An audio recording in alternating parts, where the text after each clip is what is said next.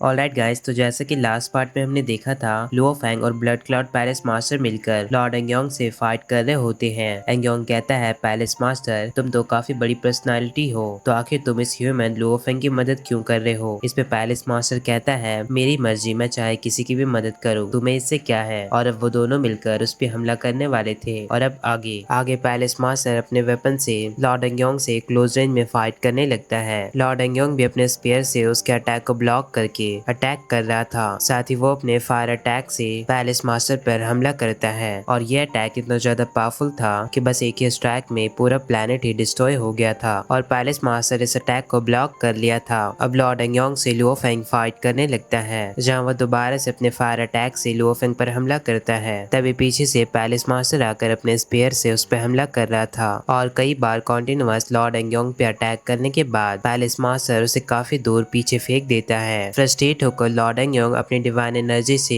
उस पर हमला करता है। इतने में लुओ फैंग और पैलेस मास्टर दोनों एक साथ आकर लॉर्ड एंग्योंग पे अटैक करते हैं। लॉर्ड एंग्योंग अपने स्पीयर से पैलेस मास्टर के अटैक को ब्लॉक करने की कोशिश करता है। इतने में लुओ फैंग अपने ब्लेड से उसके एक हाथ को कट कर दिया था, जिसे वो दोबारा से रीजनरेट करता है। और अब लुओ फैंग लॉर्ड एंग्योंग का पीछा करके उस पर अटैक करने वाला था। वो बहुत ही फास्ट मूव करके उस पर हमला करता है, साथ ही बहुत ही ज्यादा फास्ट मूव करते हुए उसे अपने अंदर ट्रैप कर लिया था। इसी बीच पैलेस मास्टर अपने वेपन से लॉर्ड एंग्योंग पे अटैक करता है, जिससे वो बच गया था, पर उसका पूरा ध्यान पैलेस मास्टर पे होता है। इतने में ही लुओ फैंग उसे अपने ब्लेड से बीच से काट देता है और वो पूरी तरह से दो टुकड़ों में बट गया था। बट स्टिल इसके बावजूद वो दोबारा से खुद को ज्वाइन कर लेता है और बार बार घायल होने पर लॉर्ड एंग्योंग का डिवाइन बॉडी काफी बुरी तरह डिस्ट्रॉय हो रहा था। फिर पैलेस मास्टर उससे फाइट करने लगता है। तभी दोबारा से लुओ फैंग पीछे आकर अपना ब्लेड उसके शरीर में घुसा देता है और काफी पावरफुल पंच मारता है। फिर किक मारकर उसे पूरी तरह से गिराने की कोशिश कर रहा था।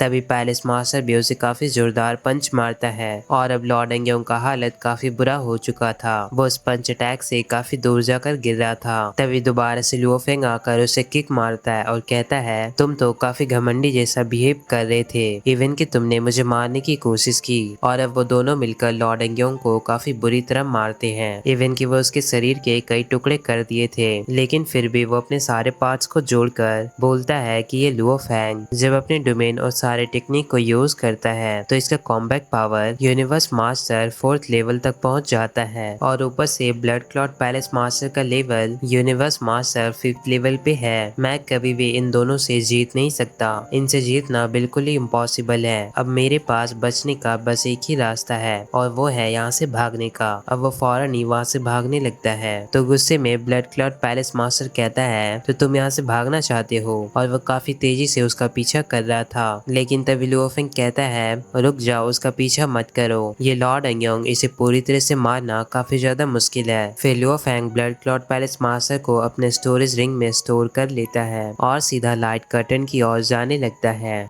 इस और लॉर्ड एंग्योंग काफी तेजी से उस केव से बाहर आकर बैठ जाता है और अब उसे काफी ज्यादा रिग्रेट हो रहा था, क्योंकि उस फाइट से उसका डिवाइन बॉडी काफी बुरी तरह डिस्ट्रॉय हुआ। वो कहता है, मैंने फाइट से पहले ही स्पेस लॉक टेक्निक को यूज किया था, तो फिर ये अचानक से ब्लड क्लॉट पैलेस मास्टर कहाँ से आ गया। हो सकता है कि ब्लड क्लॉट पैलेस मास्टर पहले से लुओ फेंग के वर्ल्ड रिंग के अंदर छुपा हो। अगर ब्लड क्लॉट पैलेस मास्टर और लुओ फेंग का बॉन्डिंग इतना ज्यादा अच्छा है, तो भी ब्लड क्लॉट पैलेस मास्टर को इस तरह से इस ह्यूमन लुओ फेंग को बचाना नहीं चाहिए था। कहीं ऐसा तो नहीं कि ब्लड क्लॉट पैलेस मास्टर ही ये ह्यूमन लुओ फेंग है। अब वो काफी गुस्से में कहता है, ह्यूमन लुओ फेंग, मैं तुम्हें कभी भी माफ नहीं करूंगा, मैं अपना बदला जरूर लेके रहूंगा। इस और हम देखते हैं लुओ फेंग उस लाइट कर्टन के सेकेंड लेयर में आ चुका था। अब लुओ फेंग बताता है कि ये लाइट कर्टन काफी सारे लेयर से छुपी हुई है, कोई भी इसे इतने आसानी से डिस्कवर नहीं कर सकता। और अब लॉर्ड एंग्योंग को यहाँ से भगाने के बाद अब वक्त आ चुका है उस लाइट विंग को लेने का, और मुझे ऐसा फील हो रहा है कि उस लाइट विंग को लेने के बाद वो मेरे सीवो विंग को और भी ज्यादा इम्प्रूव करेगी। और अब भी लुओ फेंग का सीवो विंग जोर से सेक कर रहा होता है। फिर वो blood clot palace master clone को समन करते हुए स्टार टावर को काफी ज्यादा ग्रो कर रहा था, और देखते ही देखते उसका स्टार टावर काफी ज्यादा बड़ा हो जाता है। और अब वो उस स्टार टावर के अंदर आकर बताता है कि यहाँ पे सेकेंड लेयर कर्टन में गोल्डन बेस बॉडी रहेगी और मैं इस स्टार टावर के अंदर राइड करते हुए अंदर जाऊंगा। और अब वो काफी तेजी से स्टार टावर के साथ third layer, fourth layer, fifth layer को क्रॉस कर रहा था। साथ ही वो बताता है कि इस बार वो अपने सारे ट्रेजर को अपने साथ लाया है और इस बार वो कोई भी गड़बड़ी नहीं करेगा।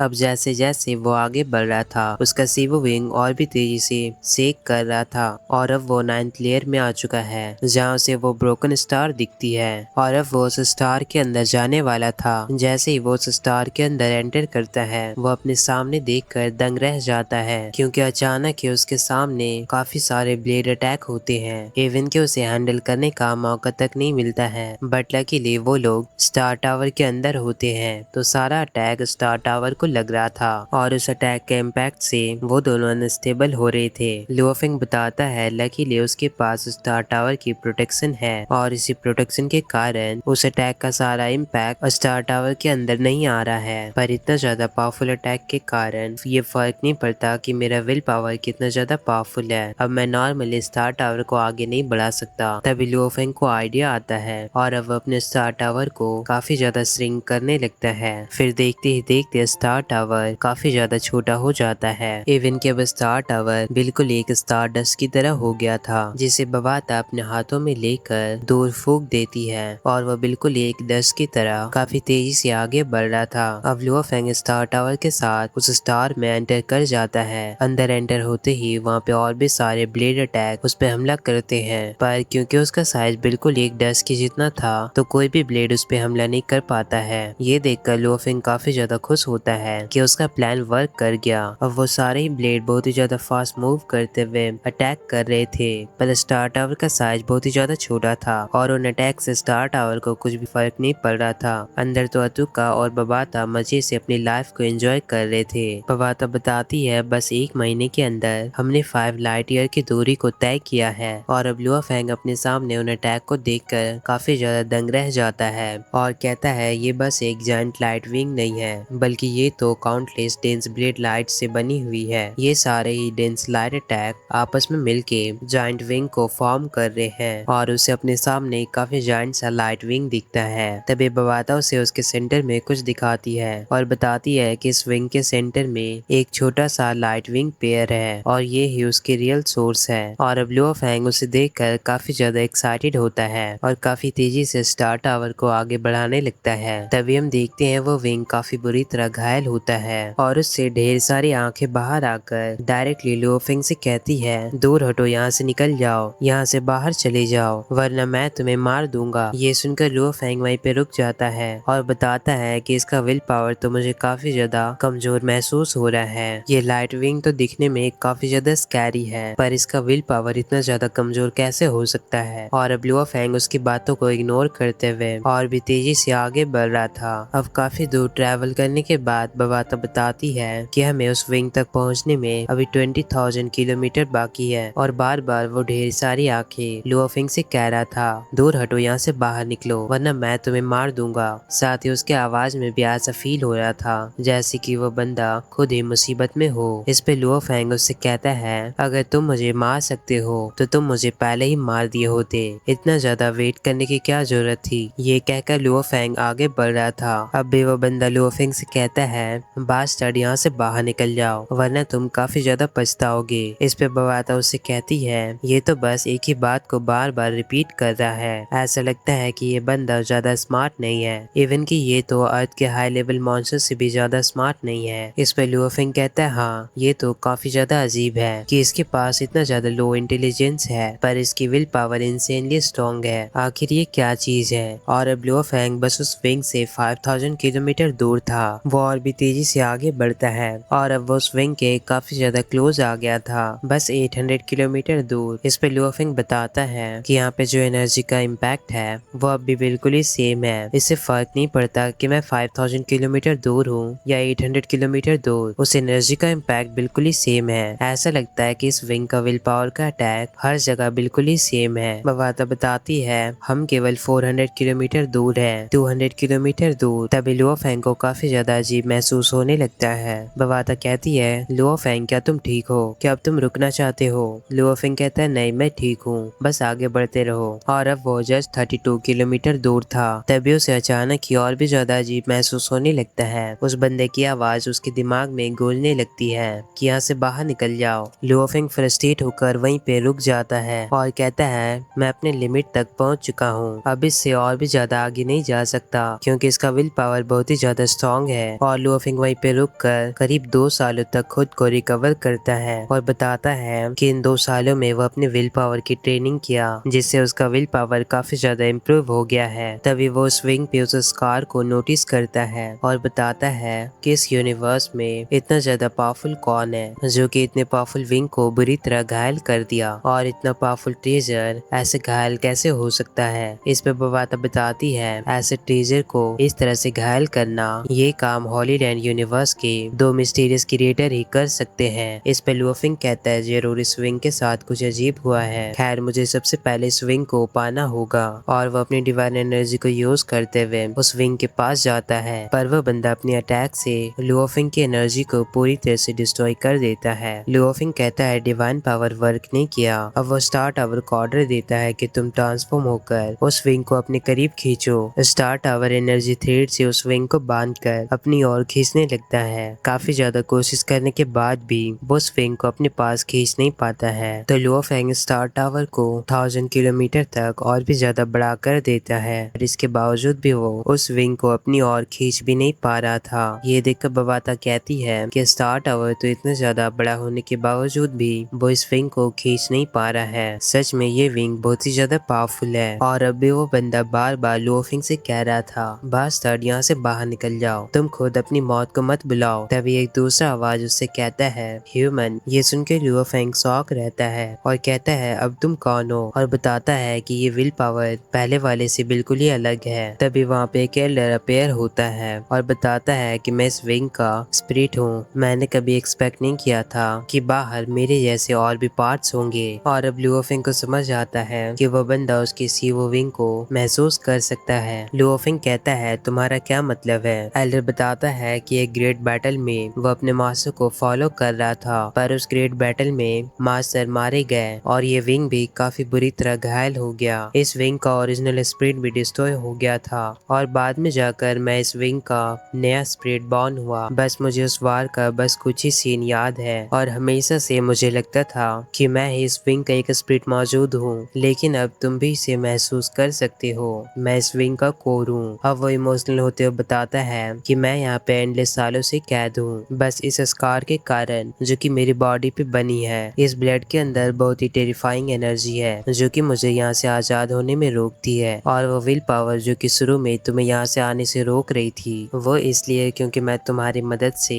मैं खुद को रिपेयर करके यहाँ से आजाद हो पाऊंगा, इसलिए वो विल पावर तुम्हें यहाँ आने से रोक रहा था। तभी दोबारा से वो विल पावर जोर जोर से लुओ फेंग से कहने लगता है कि इसकी बातों में मत आना, ये तुमसे झूठ बोल रहा है, ये तुम्हें बेवकूफ बना रहा है। ये सब सुनकर वेल्डर काफी ज्यादा गुस्सा होता है। वो विल पावर कहता है तुम इसकी बातों में बिल्कुल भी मत आना, ये तुम्हें बेवकूफ बनाकर तुम्हें मार देगा। अब जैसे ही सच बाहर आती है वेल्डर वहाँ से बाहर निकलने के लिए काफी ज्यादा इमोशनल होने लगता है और कहता है ह्यूमन जब तक तुम मुझे ट्रेजर दोगे तभी मैं यहाँ से बाहर निकल पाऊंगा। जबकि वो विल पावर कह रहा था कि तुम इसकी बातों में मत आना, ये झूठ बोल रहा है, ये तुम्हें मार देगा। अब वेल्डर कहता है मेरी मदद करो, मैं तुम्हें अपना मास्टर बना लूंगा। और तभी वेल्डर वहाँ से डिसअपेयर हो जाता है। फिर वेल्डर कहता है तुम इस विल पावर की बातों में मत आना, ये काफी ज्यादा डरपोक है, वो इसलिए डर रहा है कि कहीं वो डिस्ट्रॉय ना हो जाए। इस पे लुओ फेंग उससे कहता है तो फिर ठीक है, तुम मुझे पहले अपना मास्टर बना लो, फिर मैं अपनी पूरी एनर्जी को यूज करके तुम्हारी मदद करूंगा। इस पे वेल्डर कहता है मेरे लिए किसी को मास्टर बनाना इसकी भी एक रिक्वायरमेंट है और ये रिक्वायरमेंट बहुत ही ज्यादा स्ट्रिक्ट है। मास्टर बनने के लिए परफेक्ट जीन लेवल की बॉडी चाहिए। तो लुओ फेंग कहता है हाँ मेरे पास परफेक्ट जीन लेवल की बॉडी है। तो वेल्डर कहता है और साथ में स्ट्रॉन्ग विल पावर भी चाहिए। इवन की यूनिवर्स मास्टर की विल पावर जो कि तुम्हारे पास है ये इनफ नहीं है। वेल्डर लुओ फेंग को मजबूर कर देता है कि पहले लुओ फेंग उसकी मदद करे। फिर वो कहता है अगर तुम्हें यकीन नहीं हो रहा है तो फिर ठीक है, तुम टाइम लेकर सोच सकती हो। इस पे लुओ फेंग मन ही मन कहता है ये तो मास्टर बनाने के लिए काफी ज्यादा रिक्वायरमेंट की मांग कर रहा है, मुझे इस पे ट्रस्ट नहीं करना चाहिए। साथ ही वो कहता है वैसे भी मैं जल्दी में नहीं हूँ, मैं यहीं पे काफी लंबे समय तक बैठा रहूंगा